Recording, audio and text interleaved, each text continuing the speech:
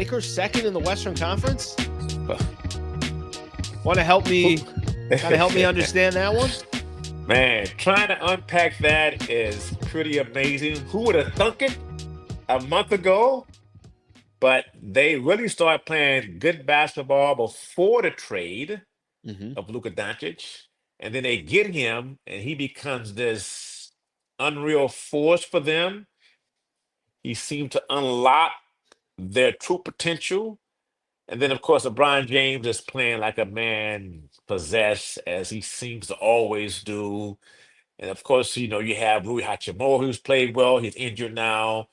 You have Austin Reeves playing well. Gabe Vincent has stepped up. Yep. I mean, and let's not forget, the one thing I don't want to overlook is JJ Redick has done a great job as a rookie head coach. Can I, BT, let me stay on JJ here for a quick second. When Lakers hired him in the offseason, what was your perception? What was your I know there's a lot of players, coaches. You've got a unique relationship with a lot of these guys just over the years you develop with them. What did you make of JJ when he was hired, and just did you think there was a world that exists where he was going to have this much success as a rookie head coach? The first thing I thought was, why does JJ want to coach? I had covered him when he played for the Clippers. Never got an inkling at that point that he was interested in coaching. So that was my first thought.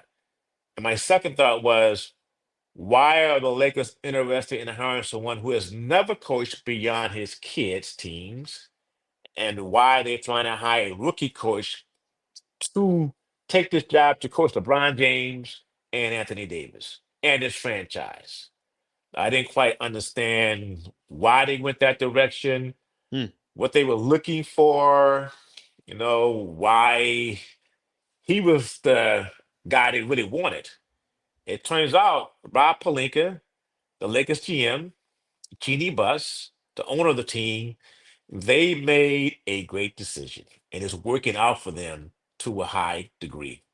What makes him? Because I think, to me, I'll tell you a couple things that stood out for me so far just watching JJ Redick, and I think it feels like a lot more people when you talk about the Lakers right now. There's a lot more praise going towards JJ, and Mm, as it should be. Some of the things that have stood out to me, I don't feel like it's a funny way to put this, but sometimes you could see a lot of coaches in the NBA where they get super stubborn. It's like, nope, this is my starting lineup. I'm not changing it. Or, nope, that guy's going to play X amount of minutes. I think that's a great trait of his where I don't think he's married to anything. He's open to trying different things. And if it works, great. And if it doesn't, he's ready to move on from it. I think he has a lot of the post-game show interviews that I listen to, he has something that he always says. It's like, it's more about effort than the actual play.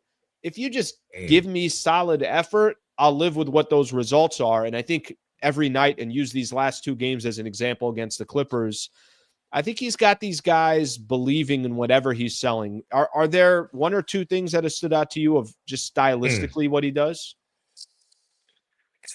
Believing in the 3-point shot with a team that I don't think they're a great 3-point shooting team, but he believes in it.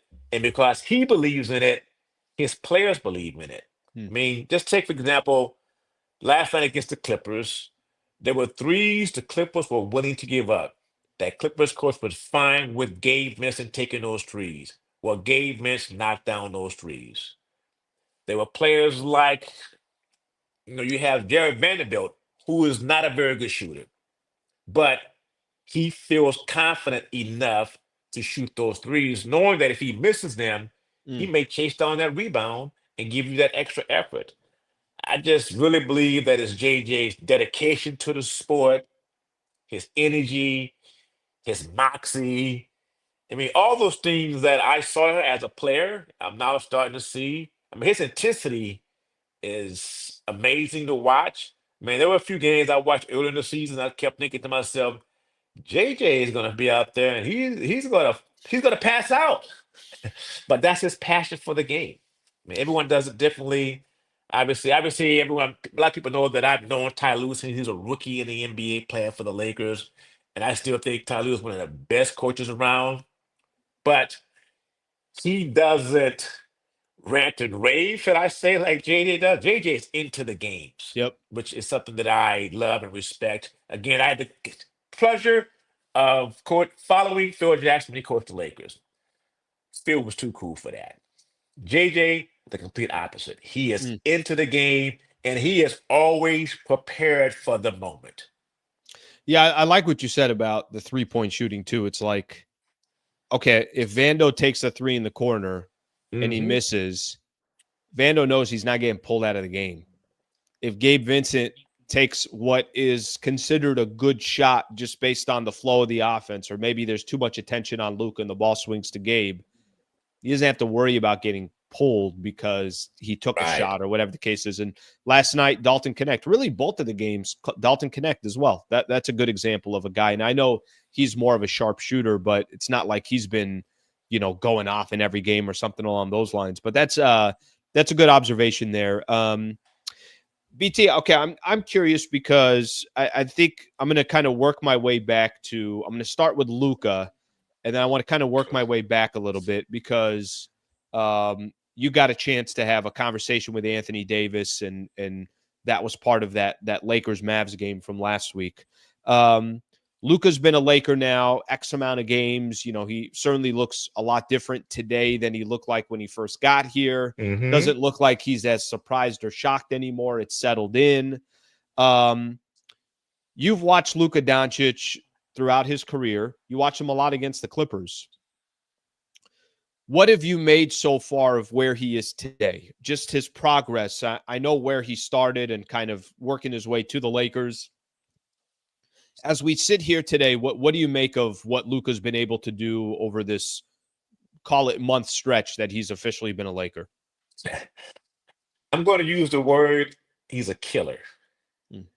And I don't say that lightly because I covered Kobe Bryant, who was a stone cold killer. I covered Shaquille O'Neal, who was a dominant monster killing dude. I had a chance to, early in my career, cover Magic Johnson and Kareem, James Worthy.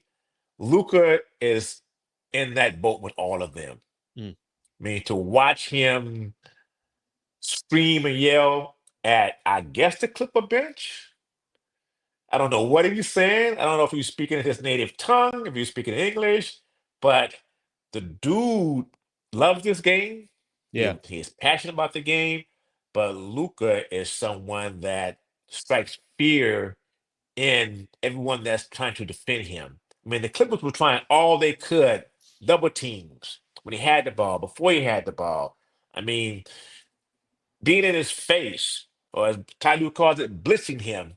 But Luca always found a way to either get up his own shot or to pass ball to a teammate for the hockey assist. I mean, he is so into this game. And I think he's starting to get his legs underneath him. sure. So once your body catches up to the rest of your game, now you're confident in what you can do. And he has been fun to watch play, man. I don't think right now he's still in tip-top NBA shape, which is scary to say because he's still dominating. All right, thank you very much for watching the clip. Just want to give a shout out here to one of our partners, the Wallace Firm. They are official injury attorney of the Sliwa Show and Hoops Talk, the entire channel. If you are ever in a need, and I hope you're not, but some type of serious injury with yourself or a family member of yours, I would like to personally help you by introducing you to the best in the business, Brad Wallace and the Wallace Firm. Also got a URL out here that you can use as well. Just go to wallacewins.com/Sliwa. Thank you for their partnership, and thank you for being a part of the Sliwa Show.